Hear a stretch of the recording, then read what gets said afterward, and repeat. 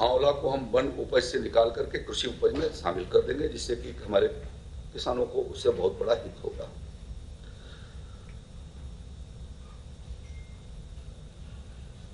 और एक पॉइंट के लिए रेल मंत्रालय को हम भेज रहे हैं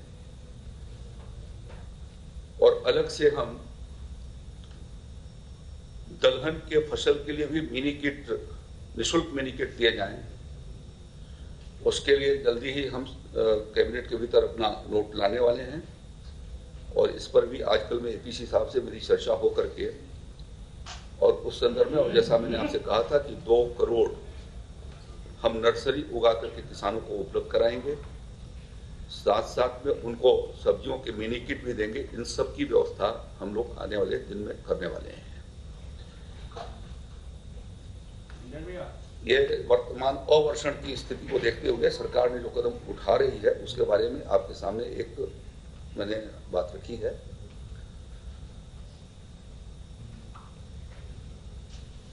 प्राकृतिक खेती के ऊपर, भारतीय प्राकृतिक कृषि पद्धति के ऊपर माननीय प्रधानमंत्री जी द्वारा और माननीय मुख्यमंत्री जी द्वारा लगातार उसके ऊपर बल दिया गया है। अभी 9 सितंबर शनिवार को हम लोग कानपुर शहर के एक गांव में, शहर से वो 20-25 किलोमीटर दूर है, उसका डिटेल आपको अभी बता दिया जाता है। उसमें 1 दिवसीय कार्यशाला का आयोजन किया गया है, जिसके भीतर 4 मंडलों के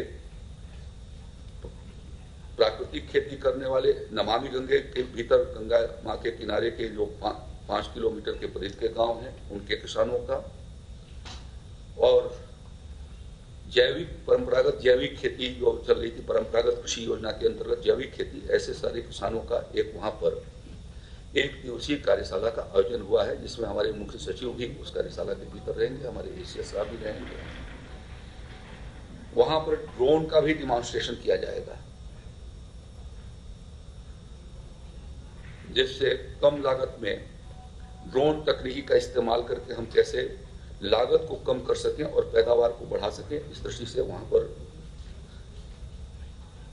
इसका डेमो किया जाएगा। प्रधानमंत्री किसान सम्मान निधि योजना की 12वीं किस्त इस सितंबर महीने में अपेक्षित है कि सितंबर के अंत तक भारत सरकार उसके बारे में घोषित करेगी। इस बार उन्होंने यह अनिवार्य किया है कि भू लेखों के साथ उनका सत्यापन करके पोर्टल पर उसको अपलोड होना चाहिए। पिछले 3 महीने में उत्तर प्रदेश कृषि विभाग और राजस्व विभाग के अधिकारियों और कर्मचारियों ने मिलकर के हम लोगों ने उसको कैटेगराइज करने का काम किया है और उन्हें चिन्हित किया है। भारत सरकार से हमको 2 करोड़ 25 लाख किसानों की सूची मिली थी, जिनको पीएम किसान के पोर्टल पर समय समय पर हम लोगों ने भेजे थे। उसमें से 21 लाख ऐसे किसान पाए गए जो अपात्र किसान हैं, पूर्णतया वो अपात्र हैं। कुल हाँ, हम आपको दे देते हैं, इसका प्रेस नोट आपको मिल जाएगा। देखिए 21 लाख 21 लाख वास्तविक किसानों की संख्या 2 करोड़ 65 लाख है। उसमें से अभी तक कृषि विभाग और राजस्व विभाग ने मिल करके 1 करोड़ 71 लाख किसानों को लगभग 65% के करीब इस कार्य को पूरा कर लिया है और युद्ध स्तर पर प्रयास करके पिछले 2 महीने के भीतर उनके भू लेखों के अंकन की भी कार्रवाई हम लोगों ने किया है, जिसमें 1 करोड़ 62 लाख किसानों के भू अभिलेखों के साथ सत्यापन करके उसको पोर्टल पर अपलोड किया गया है। 1 करोड़ 62 का डाटा मिल गया है, जिसमें से 1 करोड़ 51 लाख किसानों का डाटा अपलोड कर दिया गया है। इस जो पहले की सूची जो अपात्र पाए गए हैं उसमें से मृतक किसानों की संख्या 47,000 के करीब है, 4.7 लाख है और भूमिहीन किसानों की संख्या 4.5 लाख है। ये 1000 होंगे, 47,000 और 45,000।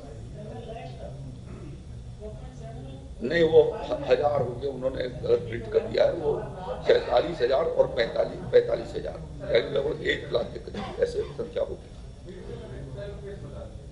हम आपको प्रेस नोट दिलवा देते हैं ना, उसको ठीक करके करेक्ट करके दे दीजिए। तो इस प्रकार से भारत सरकार ने यह कहा है कि 12वीं किस्त जिसका भूलेख पोर्टल पर अपलोड हो जाएगा उनको ही ये पेंशन पहुंच सकेगी। हम लोग युद्ध स्तर पर सभी तहसीलों के भीतर हमारे कृषि विभाग और राजस्व विभाग के कर्मचारियों ने मिलकर के इस कार्य को संपन्न किया है। इसके लिए माननीय मुख्यमंत्री जी ने और हमारे मुख्य सचिव ने और एपीसी साहब ने और एसीएस साहब ने समय समय पर जिलाधिकारियों को इस संदर्भ में वीसी करके उनको ये आगाह भी किया है कि इस काम को पूरा किया जाए। ये अंतिम तारीख 9 सितंबर है भूलेख के पोर्टल पर अपलोड किए जाने का। तो हमारे पास जो डाटा आ गए हैं वो लगभग हमारे पास 11 लाख डाटा ऐसे हैं जो अभी नहीं हो पाए हैं। वो आजकल में वो अंकित हम कर देंगे तो वो 1,62,00,000 संख्या हो जाएगी। और जो नए डाटा आ रहे हैं उनको भी हम ये प्रयास कर रहे हैं कि 9 सितंबर तक उसको पूरा कर लिया जाए। तो मैं आपके माध्यम से ये अपील करना चाहूंगा प्रदेश के किसान भाइयों को कि माननीय प्रधानमंत्री मोदी जी की और उत्तर प्रदेश के मुख्यमंत्री योगी आदित्यनाथ जी की मंशा है कि सभी पात्र किसान जो अपने को सत्यापित कर ले रहे हैं उनको हम प्रधानमंत्री किसान सम्मान निधि उनको उनके खातों तक पहुंचा दें। तो अपील मैं ये करना चाहता हूं कि किसान भाइयों से कि वो इस समाचार को जानने के बाद ये जो आगे 3 दिन हमारे पास बचा हुआ है उसके भीतर अपने अभिलेखों को आकर के वो पोर्टल पर लोड करा देंगे तो पीएम किसान सम्मान निधि को प्राप्त करने में किसी प्रकार की कठिनाई उनको नहीं रह जाएगी और उनके खातों में वो धनराशि पहुंच जाएगी। हाँ बताया तो उस दिन भी मैंने बताया था, आप लोगों ने छापा नहीं इस बात को। तीसरी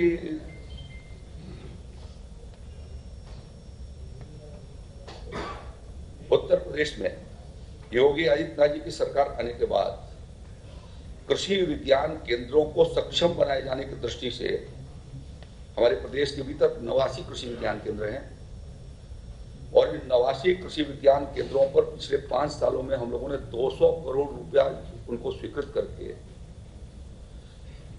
ये प्रयास किया है कि उनको मॉडल कृषि कल्याण केंद्र के रूप में बनाएं और किसानों के गतिविधि के केंद्र उनको वैज्ञानिक तरीके से और तकनीकी तरीके से कैसे खेती हो, नई वैरायटी का कैसे उनको जानकारी हो, उनके तौर तरीकों की जानकारी हो जाए, इसके लिए हम लोगों ने उसको व्यवस्थित करने का काम किया है। मुझे आपको ये बताने में प्रसन्नता हो रही है कि उत्तर प्रदेश का एक कृषि विज्ञान केंद्र बस्ती पहली बार भारत सरकार के ग्रेडिंग में वो स्वीकार हुआ और उसको तीसरे नंबर का अवार्ड पूरे देश भर में लगभग 450 कृषि विज्ञान केंद्र हैं उसमें से उसको अवार्ड मिला है। ये उत्तर प्रदेश के लिए एक बहुत बड़ा अचीवमेंट है, ऐसा मैं मानता हूं। इसी प्रकार से आउटलुक मैगजीन ने देश के ख्यात प्राप्त वैज्ञानिकों के माध्यम से एक सर्वे कराया है और उस सर्वे के भीतर हमारा बाराबंकी का हैदरगढ़ जो केवीके है वह बेस्ट केवीके अवार्ड के रूप से उसको सम्मानित किया जाना है। 14 तारीख को उसका इंटीमेशन हम लोगों को प्राप्त हुआ है। यह भी एक हमारा कैसे कृषि क्षेत्र में हम अपनी संस्थाओं को मजबूत करते हुए और किसानों तक अपनी बात को पहुंचा रहे हैं, वह उसका एक पुष्ट उदाहरण इस योगी आदित्यनाथ जी की सरकार में है। 10 सितंबर रविवार को इन सभी 89 कृषि विज्ञान केंद्रों का 3 दिवसीय वर्कशॉप मेरठ में सरदार वल्लभ भाई पटेल विश्वविद्यालय के भीतर आयोजित किया गया है, जिसमें पिछले 1 वर्ष की प्रगति की समीक्षा और अगले वर्ष की कार्य मना रहा है। लेकिन सभी के मन में एक प्रश्न है, 75